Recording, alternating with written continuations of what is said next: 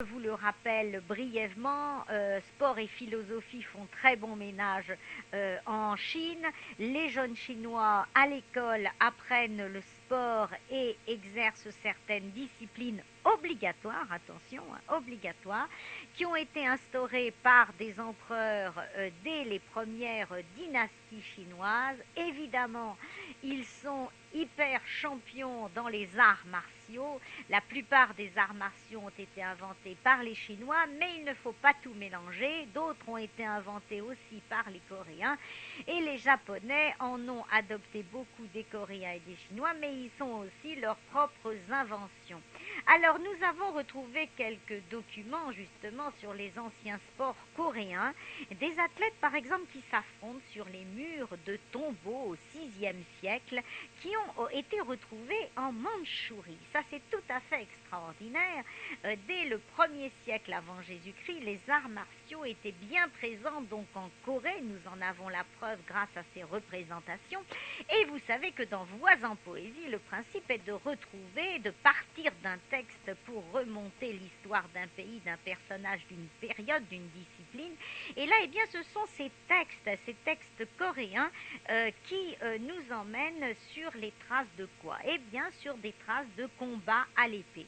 Et oui, il faut savoir que les Coréens connaissaient déjà les combats à l'épée au 1er siècle avant Jésus-Christ. Bon, on sait que les Égyptiens connaissaient l'escrime, mais c'était l'escrime avec des bâtons, c'était pas encore l'épée, vous vous en doutez bien. On sait que les Grecs connaissaient la lutte et la boxe, mais enfin, l'épée eh bien, apparaît quand même en Grèce, bien sûr, à l'époque des Mycéniens au XIVe siècle avant Jésus-Christ. Les Coréens, eux, ont des combats un petit peu plus sophistiqués et le confucianisme a une part importante dans le développement des arts martiaux dans tous les pays, mais principalement en Corée. Vous connaissez les fameux samouraïs aussi. Eh bien, c'était d'excellents guerriers et eux ont développé au 7e siècle à la fois la philosophie zen et puis le combat et surtout les arts martiaux. Alors, il y a eu en Corée une grande influence du bouddhisme, du confucianisme, du taoïsme, du chamanisme, et chacun a influencé l'évolution des arts martiaux à sa manière, favorablement ou pas d'ailleurs. Hein. Alors, les samouraïs, eux, qui étaient des guerriers tout d'abord indépendants, ont pris au cours des siècles une importance considérable. Ils étaient prêts, vous le savez, à se sacrifier pour leur empereur, et ce, au IXe siècle. Et donc, bien évidemment, ils étaient particulièrement entraînés dans ce genre de discipline. En Corée, en revanche, eh bien, des oppositions mirent aux prises les intellectuels et les militaires au XIIe siècle, et les Coréens appréciaient particulièrement les arts martiaux qui étaient l'occasion pour les parieurs d'engager de grosses sommes lors des concours. Tous les Coréens connaissaient et exerçaient les arts martiaux, du paysan au courtisan ou au soldat. Et lors des fêtes officielles organisées par le roi, des combats étaient obligatoirement prévus, et là les soldats pouvaient gagner un grade s'ils l'emportaient ou des sommes considérables. Et ces compétitions furent bien vite complétées par des cultes rendus au dieu Bouddha. Alors tout cela était mêlé de musique, de chants, de danse qui accompagnaient donc les concours d'arts martiaux, très évidemment très populaires. Et très vite, eh bien, les adeptes du confucianisme ont rejeté tout acte agressif et ont méprisé les paris. Et petit à petit, eh bien, ils ont agi sur les arts martiaux, puisque les arts martiaux ont fini par presque disparaître complètement donc des activités ludiques. Mais il se trouve que même les moines coréens, ce qui est extraordinaire, même les moines coréens s'entraînaient dans les arts martiaux, et petit à petit, bon, notamment pendant la guerre de 1592, eh bien, on s'est aperçu que les moines coréens avaient été si efficaces contre les Japonais que les arts martiaux furent bien vite considérés avec une énorme attention. Donc après une période un petit peu plus calme, eh bien les arts martiaux sont revenus à l'honneur. Et vous savez, enfin vous le savez ou vous ne le savez pas, bien évidemment les Chinois n'ont pas toujours été présents aux Jeux olympiques. Alors il y a eu des périodes où ils ont refusé de participer aux Jeux et puis d'autres périodes où on leur faisait entendre qu'il valait mieux qu'ils ne participent pas aux Jeux. Il faut savoir que c'est en 1912 qu'a été créée la Fédération sportive d'Extrême-Orient.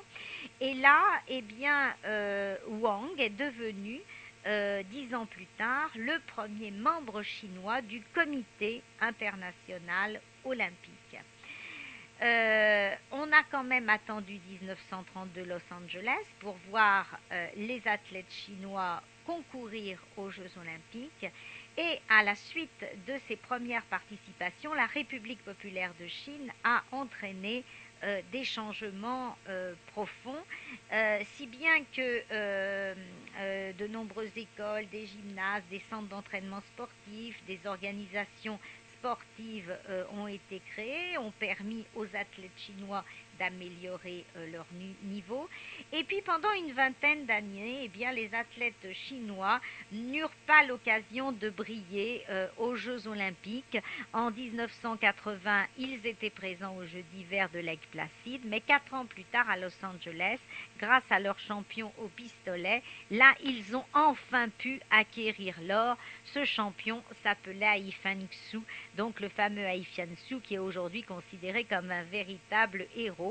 Et après, eh bien, la Chine a été absente des Jeux olympiques avant de revenir aux fameux JO. Donc, cette histoire du sport des Jeux olympiques et de la Chine est un petit peu chaotique, mais ce qui est intéressant, c'est de savoir que Coréens, Japonais, Chinois, évidemment, sont les favoris, on va dire, dans des sports qui historiquement leur sont favorables. C'est bien sûr tout ce qui concerne les arts martiaux, ce qui paraît un petit peu normal. On l'avait dit dans de précédentes émissions, le tir à l'arc, tous les sports qui se passent à cheval, sauf le polo, puisqu'il n'est pas inscrit évidemment aux Jeux olympiques, sinon ils auraient sans doute raflé toutes les médailles, et tout ce qui est évidemment, tout ce qui est gymnastique aussi, puisque là encore, ils ont une philosophie et une méthode d'enseignement qui favorise donc leur grande supériorité en gymnastique.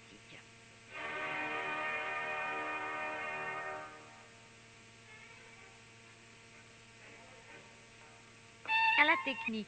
Alors le football est tellement populaire qu'on ne peut pas l'oublier celui-ci et on raconterait que les Chinois ont inventé le football. Est-ce une légende?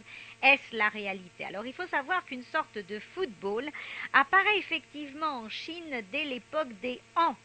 Au IIIe siècle avant Jésus-Christ, les empereurs auraient même pratiqué ce sport et comme souvent lorsqu'un peuple adopte une discipline sportive, eh bien celle-ci fait vite partie de l'entraînement des soldats. Aussi les empereurs décident-ils, devant les qualités physiques que peut développer le football, d'ajouter ce sport aux autres exercices militaires habituels.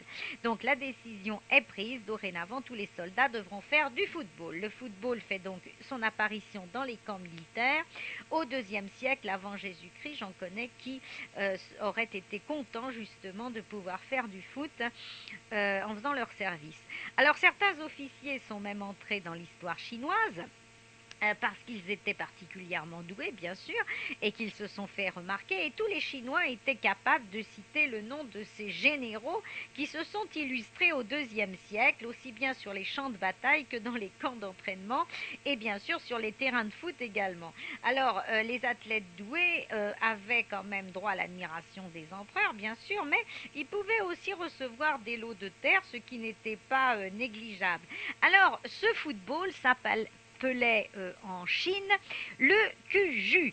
Et le cuju, eh bien, il était pratiqué d'une manière un petit peu curieuse. Il n'y avait pas une grande réglementation au départ, puisque les équipes n'avaient pas un nombre fixe de joueurs.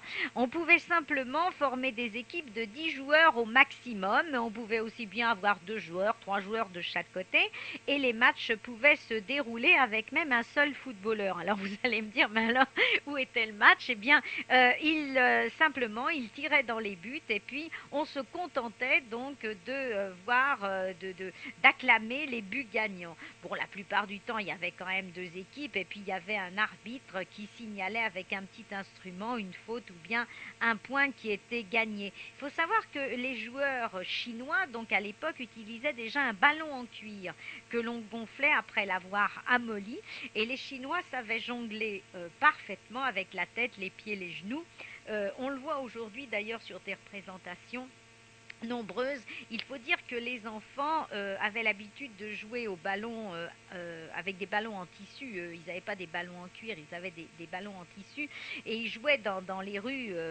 Donc ils étaient dès le plus jeune âge habitués quand même à faire du foot. Mais il ne faut pas croire que les femmes étaient absentes de ce sport puisqu'elles le pratiquaient avec encore plus de joie que les hommes et elles étaient particulièrement prisées pour les feintes. Elles étaient très vicieuses, paraît-il, dans ce sport, et donc elles étaient connues pour leur habileté et leur rapidité, et puis surtout pour les feintes. Quant aux Japonais, ben, ils excellaient dans ce genre d'exercice. Ils savaient particulièrement dribbler, les Japonais. Alors, ils étaient, paraît-il, capables de dribbler avec le ballon sans que le ballon ne touche le sol, enfin de jongler avec le ballon sans que celui-ci ne touche le sol pendant 20 minutes. Il y avait donc des concours de celui qui pouvait jongler avec le ballon, avec les pieds, avec la tête, avec la poitrine, avec tout ce que vous voulez. Donc, celui qui évidemment tenait le plus longtemps, eh bien, emportait une coupe ou emportait donc un titre. Et les Chinois avaient compris dès l'an 2500 avant Jésus-Christ tous les avantages que le corps pouvait tirer du football. C'est pour ça que les Japonais l'avaient vite adopté sur le conseil de leur empereur, des hauts fonctionnaires, mais également de leurs médecins. Alors tous ces jeux de ballon, ces jeux genre football eurent énormément de succès. Les équipes jouaient donc d'une manière avec un règlement de plus en plus précis. Il y avait encore un petit peu d'anarchisme à la fois sur le terrain et puis dans les tribunes, paraît-il. Et alors, curieusement, eh bien, cette sorte d'anarchie déplaisait à certains.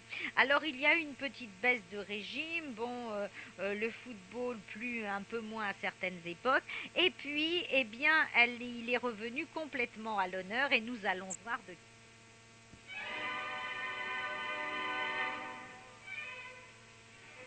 Origine des sports olympiques dès les Chinois et les Égyptiens parus aux éditions du Rocher, nous parlions plus précisément du football, peut-être né en Chine sous la forme du Kuju, qui était donc une sorte de football avec des règles un petit peu curieuses, puisqu'au début d'ailleurs il n'y en avait pas, et les règles durent évoluer, puisqu'il semble qu'au tout début l'arbitre lançait simplement le ballon en l'air afin que l'une des deux équipes pût l'attraper. Et c'est ainsi que le match commençait. Et puis au XVIe et au XVIIe siècle, eh bien, comme les matchs se déroulaient entre joueurs des régions voisines, il dégénérait souvent, comme je vous l'ai dit, et alors le football perdit sa grande popularité parce que les Anglais préféraient manifestement jouer au cricket, d'autant que le football était considéré comme un sport anarchique dépourvu de règles. Il faut donc savoir que le football a été en quelque sorte sauvé par les Italiens. Car, alors comment, de quelle manière? D'une manière tout à fait étonnante en fait, c'est presque un hasard. Il aurait pu tomber en désuétude complètement. Mais il se trouve qu'en Italie, eh bien, on pratiquait une sorte de rugby au XVIe siècle. Et ce rugby était assez apprécié des Anglais. Et l'école de rugby a alors joué un rôle capital dans la redécouverte du football. Pourquoi? Eh bien parce que on raconte que le terrain de rugby de cette fameuse école de rugby était pavé. Et donc on avait décidé, pour éviter les blessures qui étaient nombreuses, de jouer avec les pieds plutôt que de jouer le rugby avec les mains. Et du coup ce rugby devint plus proche du foot que proche du rugby forcément. Et donc c'est à partir de ce rugby finalement que l'on renoua avec le football et que des règles de football purent être mises en place. C'est celles que vous connaissez aujourd'hui. Alors, comment sait-on tout ça? Eh bien, parce qu'il y a d'incroyables objets de la vie quotidienne datant des différentes dynasties que l'on a retrouvés en ce qui concerne le premier football, le cuju. Eh bien, on le trouve sur des objets chinois, bien sûr, des supports de miroirs, des bols, des coupes en porcelaine, des assiettes. En fait, on avait des scènes de football partout et quand on mangeait, eh bien, on pouvait avoir des joueurs sous sa soupe, si je puis dire. Donc, on sait aussi de cette manière comment on était habillé quand on jouait au foot. Ça peut paraître curieux. On était habillé en tunique longue, comme les Chinois s'habillaient alors en tunique longue avec des manches amples. Et ils avaient l'air à l'aise, les footballeurs habillés de cette manière. Et puis les femmes, elles, puisqu'elles jouaient au foot, comme je vous l'ai dit, avaient les cheveux relevés en chignon, tout à fait comme il se doit, et le visage extrêmement fardé. Ce qui est un petit peu drôle, c'est que les hommes portaient un turban sur la tête, une sorte de bonnet. Donc on pense plutôt qu'ils vont à une cérémonie religieuse qu'à aller jouer au foot, mais enfin bon, c'est ainsi. Et les enfants, eux, jouaient avec des bottes, figurez-vous, au football. Alors, eux, ils jouaient avec des bottes, et puis les hommes jouaient avec des sandales. Bon, c'était aussi mal pratique, les chaussures étaient aussi mal pratiques les unes que les autres, mais alors les Indiens, eux, faisaient encore plus fort, puisqu'ils jouaient nu-pieds, et ça, on le sait, dès l'époque, dès le XVIIe siècle. Mais enfin, ils étaient particulièrement doués, les Égyptiens, les Indiens, particulièrement vifs, particulièrement doués, et on sait que certains champions, les meilleurs d'ailleurs, jouaient au foot dans les rues, nu-pieds également. Donc, comme quoi, quand on est doué, on n'a même pas besoin de chaussures. Bon, en tout cas, les matchs officiels étaient régulièrement organisés, comme je vous l'ai dit, en Chine, comme nous le montrent donc ces scènes de la vie quotidienne sur les objets. Et puis, ce qui est assez extraordinaire, c'est quand même ces habits bariolés que l'on retrouve un petit peu partout, ces habits longs et bariolés dans lesquels manifestement il ne paraissait pas s'entraver. Alors, bien sûr, tout le monde n'était pas pour le foot, je vous l'ai dit, d'autant que ce foot était plutôt anarchique. Mais alors, il y avait des empereurs qui, curieusement, étaient complètement hostiles au foot, alors que la plupart y jouaient. Eh bien, il y en avait qui ne voulaient pas en entendre parler. Par exemple, l'empereur Hongwu de la dynastie Ming, de 1368 à 1398, détestait tellement le football qu'il a fait interdire, bien sûr, les footballeurs, mais il les a menacés de leur couper les pieds. Alors, évidemment, dans ces cas-là, personne ne s'est manifesté pendant ces quelques années. Il y avait un autre roi qui n'aimait pas du tout le foot, c'était Édouard III. Mais lui ne coupait quand même pas les pieds des footballeurs. Cependant, il leur avait conseillé de pratiquer le tir à l'arc à la place du foot. C'était un sport qu'il appréciait beaucoup. Et je vous rappelle qu'Édouard III a vécu au XIVe siècle avant Jésus-Christ. Ça n'a pas empêché ni l'Angleterre, ni la Chine, ni le Japon, ni chez nous les Normands et les Picards de développer le football comme vous l'avez compris.